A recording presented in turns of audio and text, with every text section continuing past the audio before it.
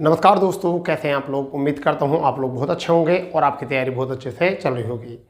दोस्तों, हम UP PAT के कोर्स को कवर कर रहे हैं और हमारी जो आज क्लास है, कल हमने पढ़ाया था सुप्रीम कोर्ट और आज हमारी क्लास जो है वह हाई कोर्ट या उच्च न्यायालय, दोनों एक ही बात है।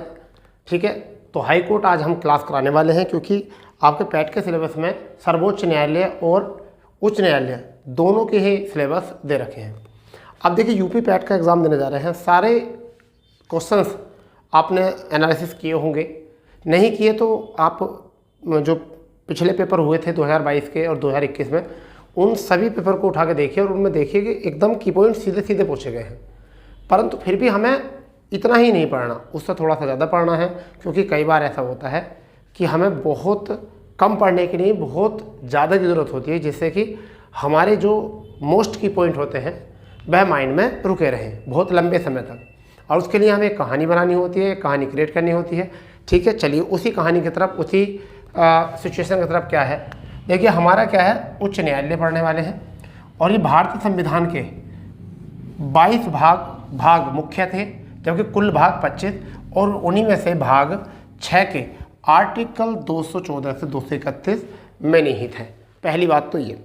दूसरी बात यह कि इसकी स्थापना को अगर बात करें तो उससे पहले पढ़ लेते हैं, नोट पॉइंट करके। ईस्ट इंडिया कंपनी ने कलकत्ता में न्यायालय की स्थापना 1774 में की थी, परंतु किसके अंतर्गत, रेगुलेटिंग एक्ट के अंतर्गत। तो इसका संबंध यहाँ से नहीं होता, क्योंकि ये ईस्ट इंडिया कंपनी का हाई कोर्ट था। क्या था ये? ईस्ट इंडिया कंपनी का हाई कोर्ट था। परंतु भारत में हाई कोर्ट की स्थापना जो की गई वो किसके अनुसार की गई? वो की गई भारतीय उच्च न्यायालय अधिनियम 1958 से 61 के अंतर्गत, यानी कि भारतीय उच्च न्यायालय अधिनियम 1861 के अंतर्गत 1862 में की गई। और कहाँ कहाँ की गई थी? एक साथ कोलकाता, मुंबई और मद्रास, यहाँ पर 3 हाई कोर्ट बने। ठीक है, यानी कि बंगाल प्रेसिडेंसी, मुंबई प्रेसिडेंसी और मद्रास प्रेसिडेंसी। तो 3 बड़ी प्रेसिडेंसियों में 3 हाई कोर्ट की स्थापना यहाँ पर की गई। तो ये थोड़ा सा याद रखना है। जबकि वर्तमान में हाई कोर्टों की संख्या जो है भारत में वह कितनी है? 25 है। अब हाई कोर्ट क्या होते हैं, मैं आपको बताता हूँ। हाई कोर्ट किसी भी राज्य की सर्वोच्च न्यायिक संस्था होती है। क्या होती है? हाई कोर्ट जो होते हैं ये है, वह किसी भी राज्य की सर्वोच्च न्यायिक संस्था होती है। समझ गए नहीं? क्या होती है? न्यायिक संस्था होती है। इस चीज़ को आप जरूर याद रखेंगे। ठीक है भैया, एक न्यायिक संस्था होती है या एक न्यायिक मंच होता है। ठीक है, अगर हम यहाँ से बात करें तो। ठीक है, आरी बात समझ में? नहीं, यहाँ से थोड़ा सा याद रखना है इसको। आगे बात करने वाले वर्तमान में कितने हैं? 25 हैं। यहाँ से ये क्वेश्चन भी एग्जाम में आ सकता है। फिर आपको एक एग्जाम में ये क्वेश्चन भी आ सकता है, 25वां हाई कोर्ट जो है वो क्या बनाएगा? अमरावती बनाएगा। किसका? आंध्र प्रदेश का। किसका? आंध्र प्रदेश का। ठीक है भाई, आंध्र प्रदेश का। ठीक है, आपको पता होगा तेलंगाना के अलग होने से जो है, जो हैदराबाद था वो कहाँ चला गया है?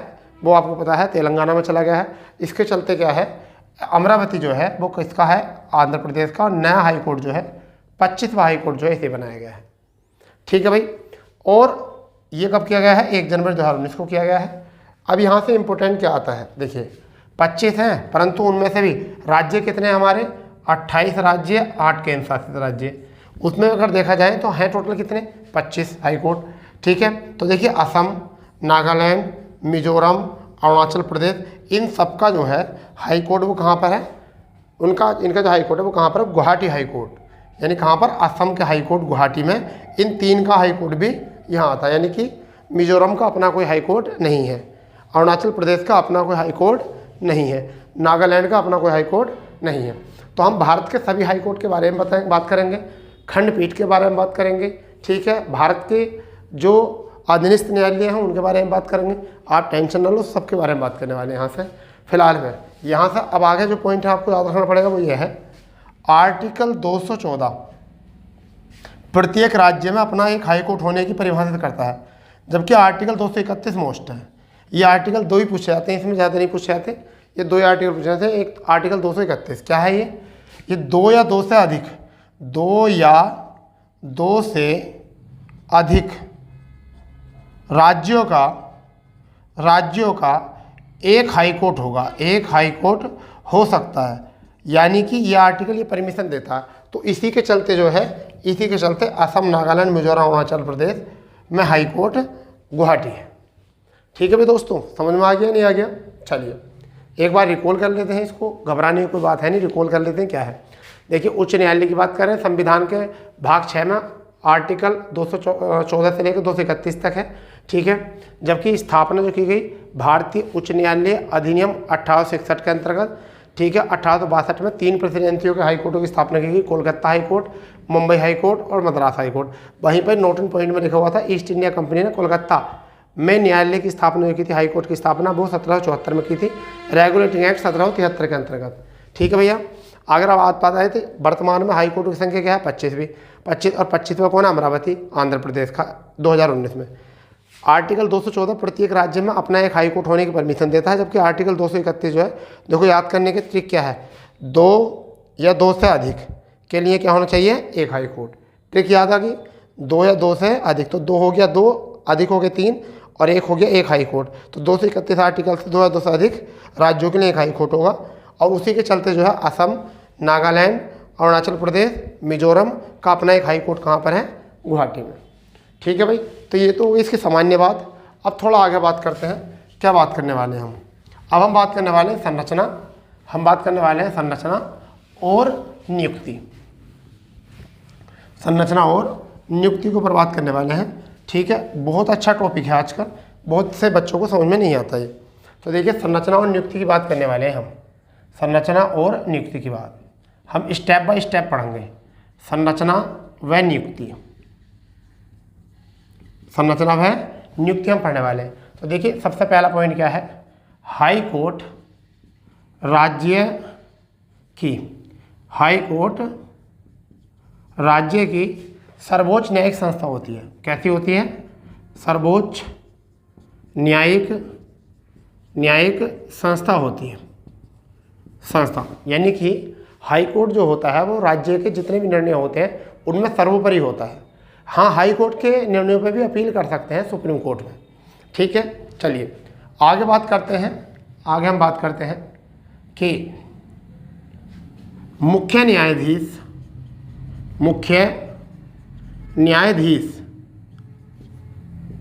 की नियुक्ति, जो हाई कोर्ट का मुख्य न्यायाधीश होता है, की नियुक्ति कौन करता है? नियुक्ति कौन करता है भाई? राष्ट्रपति करता है। कौन करता है? राष्ट्रपति करता है। जबकि अन्य की नियुक्ति भी कौन करता है? राष्ट्रपति करता है। राष्ट्रपति करता है, परंतु किससे? मुख्य न्यायाधीश परामर्श परामर्श दे सकता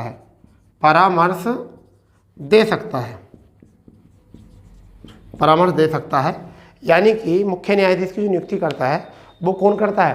राष्ट्रपति करता है। ठीक है, किस हाई कोर्ट का किसे मुख्य न्यायाधीश बनाना होगा तो वो राष्ट्रपति करेगा। उसकी योग्यता मैं बाद में बताऊंगा आपको, उसकी योग्यता बताऊंगा कि योग्यता हम यहाँ करेंगे। उसने क्या 10 साल के लिए वो या तो किसी वकालत कर रहा हो या किसी न्यायिक पद धारण कर रखा हो उसने, तो ये होती है। ठीक है, भारत का नागरिक हो, दिवालिया ना हो, पागल ना हो। ठीक है, और बात समझ में, 62 वर्ष से अधिक उम्र का ना हो, 62 वर्ष से अधिक उम्र का न हो। तो ये नियुक्ति करता है, मुख्य न्यायाधीश की नियुक्ति करता ही। अब मुख्य न्यायाधीश जो है राष्ट्रपति को सारा परामर्श कर सकता है कि अन्य न्यायाधीश इन्हें चुन लो। तो ये भी बात यहाँ पर याद रख लेना।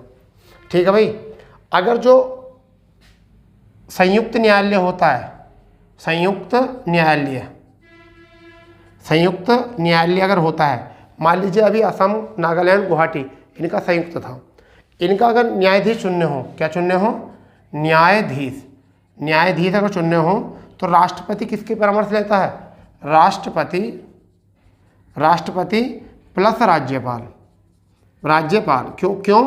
क्योंकि ये 2 या 2 से अधिक राज्यों का संयुक्त हाई कोर्ट है। जैसे असम, नागालैंड और अरुणाचल प्रदेश और मिजोरम, इनका संयुक्त गुवाहाटी है।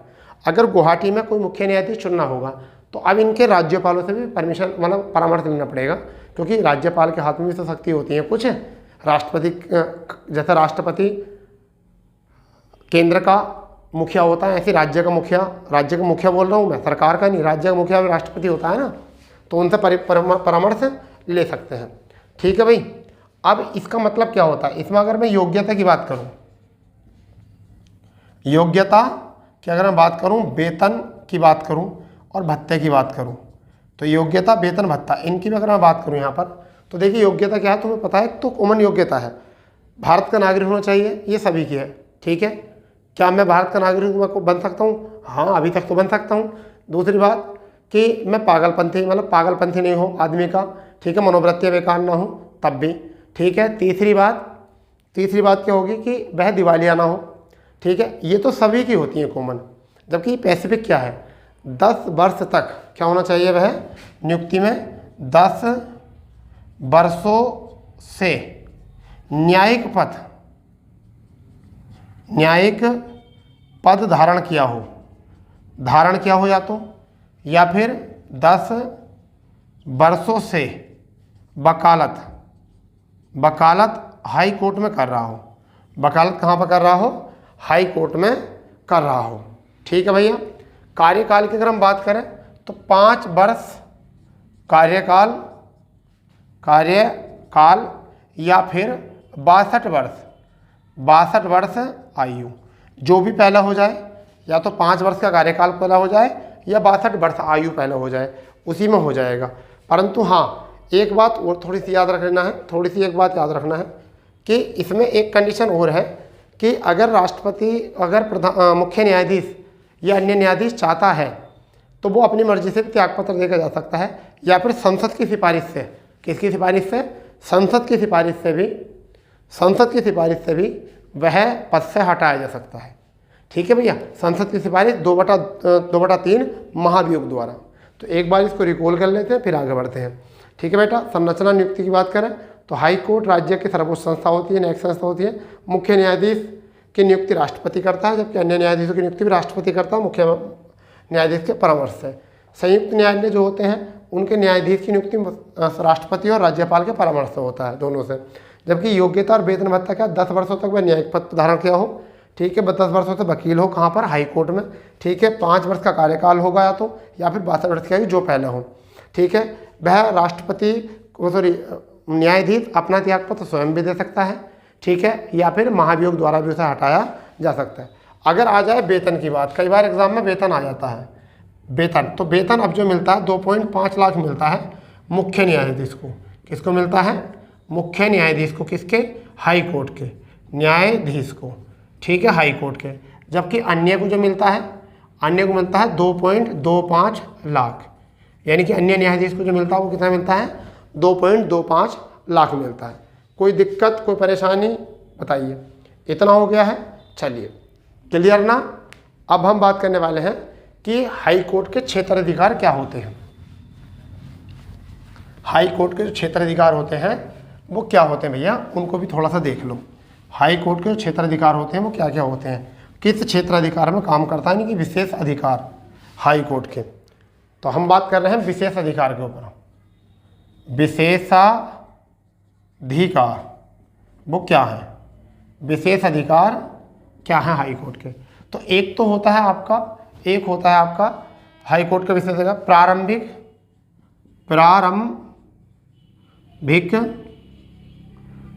क्षेत्राधिकार, प्रारंभिक क्षेत्राधिकार। ठीक है, एक तो ये होता है। ये प्रारंभिक क्षेत्राधिकार कहाँ होता है?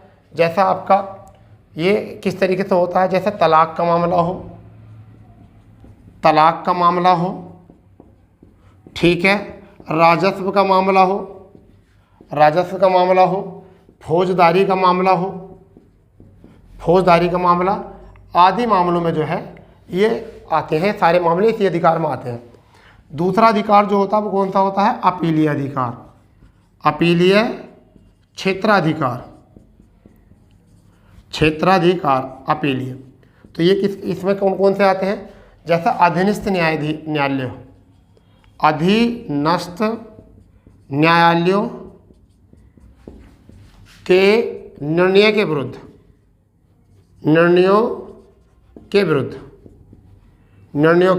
विरुद्ध भी। मान लीजिए कि किसी ने अधीनस्थ न्यायालय ने कोई फैसला दिया, हम मान्य नहीं है, तो हम अपील कर सकते हैं। कहाँ पर कर सकते हैं? हाई कोर्ट में अपील कर सकते हैं। ठीक है भैया। अगर हम यहाँ पे बात करें और अगर हम और एक बात करें तो क्या होता है कि अपीलीय में हम क्या कर सकते हैं, यानी सत्र न्यायाधीश, यहाँ पर एक बात और लिख लो, सत्र न्यायाधीश ने अगर मृत्युदंड दे दिया है के विरुद्ध भी क्या कर सकते हैं, हम अपील कर सकते हैं, के विरुद्ध भी हम अपील कर सकते हैं। ठीक है भाई, बताइए जल्दी। ठीक है, बताइए, कोई दिक्कत नहीं है। एक और हम मूल अधिकारों के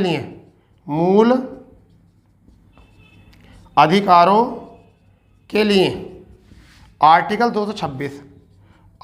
226 के अनुसार भी अपील कर सकते हैं 5 रिटों के लिए, कि हमारे मूल अधिकारों का अगर हनन होता है तो तब भी हम अपील कर सकते हैं। ठीक है, किसका आर्टिकल के अंतर्गत, 226 के। सुप्रीम कोर्ट में इसकी संख्या जो है आर्टिकल की 32 है। ठीक है भाई, इस बात को याद रख लेना अच्छे से। ये हो गया है क्लियर। इसके बाद में आपका एक होता है प्रशासनिक। क्या होता है, प्रशासन। न्यायिक में तो यही आ गया।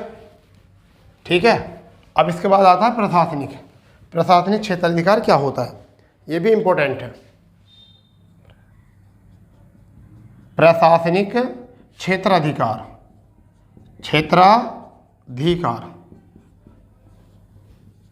प्रशासनिक क्षेत्राधिकार क्या होता है, तो जिला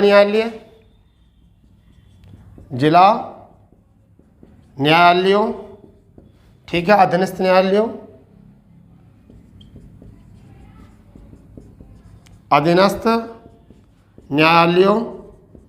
यानी कि जिला न्यायालयों, अधीनस्थ न्यायालयों की नियुक्ति, पदोन्नति के लिए कानून बनाना का अधिकार, कानून बनाने का अधिकार, ये आपका हो सकता है। कानून बनाने का अधिकार ये आपका हो सकता है। ठीक है भाई, इतनी बात आपको याद रहेगी यहाँ से। क्लियर। तो ये है एक आपका जो क्षेत्राधिकार होता है वो क्या होता है, अभिलेख न्यायालय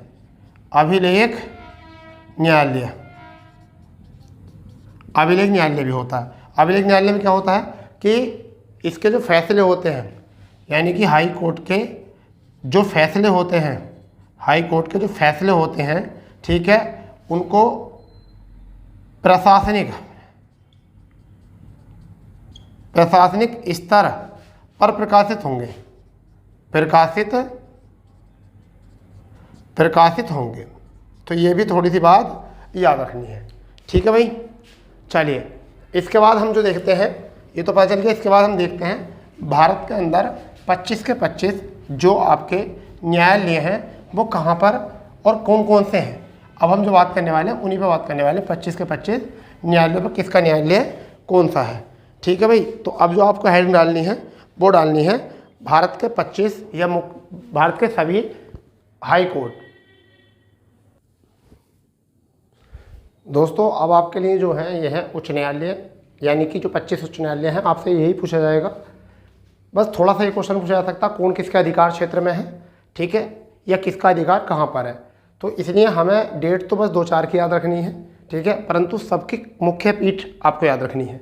तो देखिए यहाँ तो है हाई कोर्ट, ठीक है, ये है स्थापना, ये है मुख्य पीठ और ये अधिकार क्षेत्र, ये मुख्य पीठ और यहाँ पर क्या है अधिकार क्षेत्र। तो अगर हम बात करते हैं मद्रास, तो मद्रास हाई कोर्ट की स्थापना जो हुई वो कब हुई, 1862 में हुई। चेन्नई में मुख्य पीठ है, ठीक है, और कौन कौन क्षेत्र में आता है, तमिलनाडु और पांडिचेरी। इसे हम राउंड करेंगे, जो भी हमारे केंद्र शासित प्रदेश होंगे ना राउंड करेंगे, ठीक है। कोलकाता की भी 62 में हुई थी स्थापना, कोलकाता में ही है। पश्चिम बंगाल के साथ साथ जो है, पश्चिम बंगाल के साथ साथ यहाँ पर अंडमान निकोबार, यानी कि पश्चिम बंगाल में तो अधिकार क्षेत्र है ही, परंतु अंडमान निकोबार का भी यहाँ पर क्षेत्र है।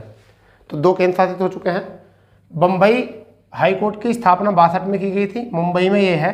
तो इसके महाराष्ट्र आता, गोवा आता, दमन दीव दादर नागर हवेली इसी के अधिकार में आती हैं। तो दमन दीव दादर नागर हवेली इसी के अधिकार क्षेत्र में आती है। इलाहाबाद हाई कोर्ट 66 में 1800 प्रयागराज में है ये, ठीक है, यूपी का अधिकार क्षेत्र है। जम्मू कश्मीर 1928 में श्रीनगर में है, ठीक है। इसमें लद्दाख इसके क्षेत्र में आता है, क्या आता है, लद्दाख। तो 4 केंद्र शासित हमें पता चल चुके हैं यहाँ से, 4 केंद्र शासित हमें पता चल चुके हैं। अगर हम बात करें एमपी तो 36 में आया, जबलपुर है, और ये आपका क्या है, मध्य प्रदेश अधिकार क्षेत्र आता है। पंजाब और हरियाणा का संयुक्त है, 47 में आया था। कब आया था, 47 में बना था। चंडीगढ़ में है, कहाँ पर है, चंडीगढ़ में, ठीक है बेटा। और ये जो है आपका चंडीगढ़ जो है इसके अधिकार क्षेत्र में आता है, चंडीगढ़ इसके अधिकार क्षेत्र में आता है। तो आपका इस टाइम जो हो चुका है वो 5 केंद्र शासित प्रदेश हो चुके हैं। फिर असम का भी हमने सुना ही था, तो असम में क्या है, 48 में गुवाहाटी, ठीक है, इसके अधिकार क्षेत्र में जो आता है असम आता है, मिजोरम आता है, अरुणाचल प्रदेश, नागालैंड, ये आते हैं। राजस्थान की अगर हम बात करें तो 48 में जोधपुर में है, राजस्थान अधिकार क्षेत्र आता है। केरल की बात करें तो 1956 में बना था, एर्नाकुलम है, केरल का क्षेत्र आता ही आता है, लक्षद्वीप भी आता है। तो एक ही आया केंद्र शासित प्रदेश, ठीक है भाई। तो पहले इतने को रिकॉल करते हैं। मद्रास कहाँ हो गया, चेन्नई, पांडिचेरी इसी के अधिकार में आता है। कलकत्ता हो गया, कोलकाता, अंडमान निकोबार आता है। मुंबई का हो गया, मुंबई, महाराष्ट्र, गोवा, दादर नगर हवेली आता है इसमें। इलाहाबाद का हो गया, प्रयागराज, यूपी आता है, ठीक है। जम्मू कश्मीर का हो गया श्रीनगर, लद्दाख इसके अधीन आता है। एमपी में का हो गया जबलपुर, ये याद रखना, एमपी का जबलपुर, ठीक है। पंजाब हरियाणा का आपका चंडीगढ़, और चंडीगढ़ का अधिकार क्षेत्र चंडीगढ़। असम का गुवाहाटी, असम, मिजोरम, अरुणाचल प्रदेश, नागालैंड इसके अधिकार में आते हैं। राजस्थान 48 में जोधपुर में है, राजस्थान आता। केरल 56 में एर्नाकुलम, केरल, लक्षद्वीप इसके अधिकार में आता है। अगर बात करें गुजरात तो अहमदाबाद है इसका, दिल्ली का नई दिल्ली है, सिक्किम का गंगटोक है, ठीक है, सिक्किम का क्या है, गंगटोक। छत्तीसगढ़ का बिलासपुर, कुछ बच्चे रायपुर लगाते हैं, मगर ये याद करना छत्तीसगढ़ का क्या है आपका बिलासपुर। यूके का नैनीताल, यूके का देहरादून लगाई जाती है, मगर क्या है, नैनीताल। झारखंड का जो है रांची है, रांची, ठीक है। मेघालय का जो है शिलोंग है, ठीक है भैया। मणिपुर का जो है इम्फाल है, मणिपुर का क्या है, इम्फाल, याद रखेंगे, ठीक है। त्रिपुरा का जो है आपका, त्रिपुरा का, तो ये याद रखो, त्रिपुरा का क्या है आपका, तो त्रिपुरा का अगरतला है, ठीक है, त्रिपुरा का क्या है, अगरतला है। तेलंगाना की अगर हम बात करें, तेलंगाना की अगर हम बात करें तो हैदराबाद है। आंध्र प्रदेश की बात करें तो अमरावती 25वां है, कौन सा है, 25वां ये बना है हमारा। बिहार की बात करें तो पटना है, ठीक है। उड़ीसा की बात करें तो कटक है, उड़ीसा में का। कर्नाटक का बात करें तो बेंगलोर, और हिमाचल प्रदेश की शिमला। तो एक बार देखो केंद्र शासित गिन लो, आपके केंद्र शासित गिन लो ये। तो देखो 1 2 3 4 5 6 7, ठीक है। अभी एक आपका और बच रहा होगा, चंडीगढ़ तो हो चुका है, ठीक है। दमनदीप, लक्षद्वीप हो चुका है, लक्षद्वीप हो गया है, पांडिचेरी हो गया है, लद्दाख। तो ये दोनों का एक है, दोनों का एक है, तो ये यहाँ से काउंट कर लेंगे, ठीक है भैया। दोनों का एक है यहाँ से, कोई दिक्कत। दिल्ली का दिल्ली है ही, दिल्ली का कहाँ पर है, दिल्ली का तुमने दिल्ली देख ही लिया है, ये नई दिल्ली, ठीक है भाई। तो 8 के 8 हो गए यहाँ से क्लियर, दिल्ली का हो गया दिल्ली। तो 8 के साथ 8 के 8 हो चुके हैं। तो एक बार इनको नज़र मान लेना, एग्जाम में ये क्वेश्चन आते हैं। अब हमें जो पढ़ना है वो क्या पढ़ना है, अब हमें पढ़ना है, क्योंकि यूपी का एग्जाम देने जा रहे हैं, यूपी पैट, तो हमें इलाहाबाद हाई कोर्ट के बारे में जरूर जानकारी होनी चाहिए। क्योंकि अगर हम इलाहाबाद हाई कोर्ट के बारे में जानकारी नहीं निकाल पाए तो फिर हमारा हाई कोर्ट का टॉपिक पढ़ना जो है बिल्कुल बेकार है। क्योंकि हमारे यूपी पैट के अनुसार जो है इलाहाबाद हाई कोर्ट पढ़ना बहुत ही इंपॉर्टेंट है हमारे लिए, ठीक है भाई। चलिए, तो इलाहाबाद हाई कोर्ट आप हेडिंग डाल लो, इसे मुख्य थे। वैसे तो सभी हाई कोर्ट पढ़ने थे, परंतु मुख्यतः हम किसे पढ़ेंगे, इलाहाबाद हाई कोर्ट को हम पढ़ेंगे। और इतने प्यारे प्यारे की पॉइंट है इलाहाबाद हाई कोर्ट के कि बहुत प्यारे प्यारे की पॉइंट, आपको आज तक पता भी नहीं होगा। पीसीएस में क्वेश्चन पूछा भी गया था वहाँ से एक बार, ठीक है भाई। पीसीएस में क्वेश्चन पूछा भी गया था एक बार वहाँ पर, तो वो वाली बात अपने माइंड में रखेंगे उतार कर। क्या है देखिए, सबसे पहले इलाहाबाद हाई कोर्ट, यानी कि Allahabad high court, Allahabad high court, high court, इसकी बात हम कर रहे हैं, इलाहाबाद हाई कोर्ट की, ठीक है भैया। मूलभूत अगर मैं बात करूं तो इसकी स्थापना जो की गई थी, स्थापना तो भारतीय उच्च न्यायालय अधिनियम 1961 के अंतर्गत की गई थी,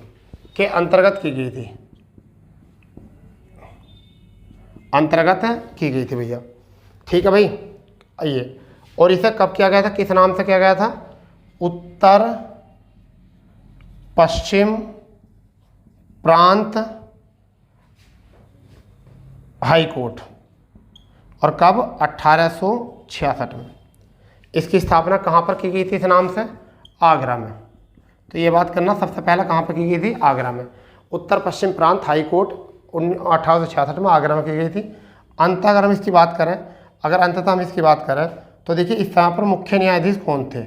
मुख्य न्यायाधीश इस समय मुख्य न्यायाधीश कौन थे? तो थे सर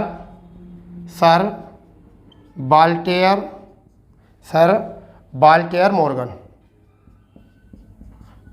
तो ये इस समय पर थे मुख्य न्यायाधीश। जिस समय पर 1866 में आगरा में हुई थी पहली बार इसकी स्थापना, तो वो उस समय कौन थे? Sir Walter Morgan.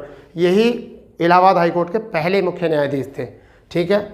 उसके बाद में अगर हम बात करें 1869 में इसे आगरा से कहाँ लाया गया? इलाहाबाद में। आगरा से स्थानांतरित कहाँ किया गया? इलाहाबाद में इसको किया गया। ठीक है भैया, आगरा से इलाहाबाद में इसको किया गया। जबकि आगे एक डेट इंपॉर्टेंट है, 11 मार्च और 1919 में इसका नाम क्या हो गया? इसका नाम हो गया इलाहाबाद हाई कोर्ट। इसका नाम रख दिया इलाहाबाद हाई कोर्ट। वहाँ पर ही 1925 डेट में एक कोर्ट था, अवध न्यायिक आयुक्त ने क्या करा था? एक अवध के एक न्यायिक आयुक्त थे, न्यायिक आयुक्त थे। उन्होंने क्या नाम रखा एक अलग न्यायालय का? अवध चीफ ऑफ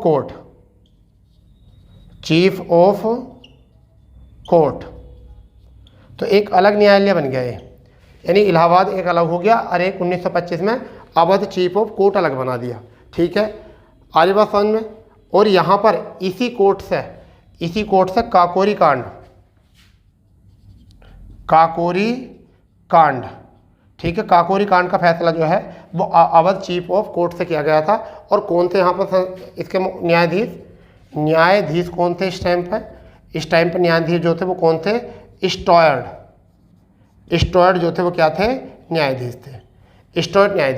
ठीक है भैया, आगे बात समझ। जबकि स्वतंत्रता बाद विश्वभूषण ने खंडपीठ यानी कि दोनों को सम्मिलित रूप से कर दिया। यानी क्या कर दिया?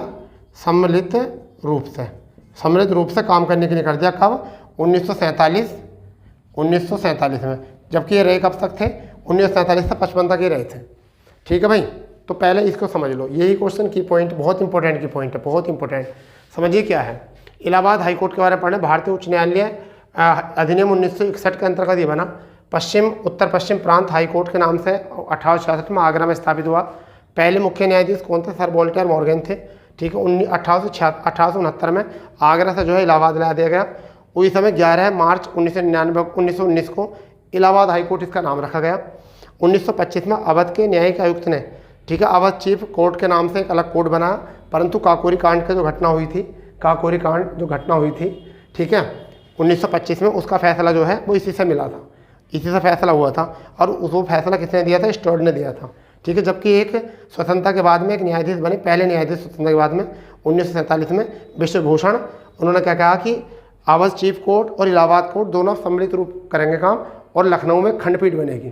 तो लखनऊ में एक खंडपीठ बनी। कहाँ पर? लखनऊ में खंडपीठ बनी, ये याद रखना है। ठीक है, आज भी वो खंडपीठ है। अब यहाँ से 3 की पॉइंट इंपॉर्टेंट है। 3 को पहले मुख्य न्यायाधीश तो वो कौन है आपके? अब बाल्टेयर मोर्गन। कौन है भैया? बाल्टेयर मोर्गन, ये याद रहेगा, सर बाल्टेयर मोर्गन। ठीक है, स्वतंत्र भारत के पहले विश्वभूषण आपके यहाँ से हो जाएंगे, विश्वभूषण ये हो जाएंगे आपके। ठीक है भैया, अगर आ जाए कि वर्तमान में कौन है, तो वर्तमान में अगर याद करना है आपको तो क्या याद है? प्रीतिकर दिवाकर।